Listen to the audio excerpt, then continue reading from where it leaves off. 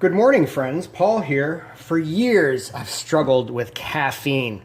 And as I get older, I cannot tolerate any caffeine, not even decaf coffee. You know, there's caffeine in there in trace amounts, and the oils in coffee upset my stomach, yet I just love that roasted taste. Don't you love the roasted taste? Well, guys, I found a cheap do-it-yourself solution. Especially in Europe, there are a lot of these roasted grain, and Japan too, roasted grain hot beverages, and usually with roasted barley or barley malt as the key ingredient. So what I've done is just gotten a big bag of chocolate barley malt, and grind it just like coffee in the coffee grinder. Check it out.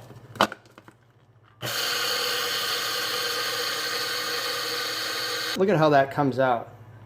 It's almost like an espresso. And then I pour it in a container. It's like ground coffee. You could put this in a coffee pot, in a coffee maker, but I just put it on the stove in a pot with water. Bring it to a boil, and all these grounds settle to the bottom. The aroma on this stuff is really nice, and there's different varieties of barley malt. The chocolate malt is roasted. Plus, while coffee and caffeine robs your body of nutrients, this barley adds potassium into your body and key minerals and vitamins. So it's actually nourishing your body instead of taking away from it. Can make it as dark or as light as you wish. You could also add, sorry for the mess here, guys. Keeping it real here on YouTube. Yeah, you can make it as dark or as light as you wish. Put milk in there, honey. I take mine black. Yeah,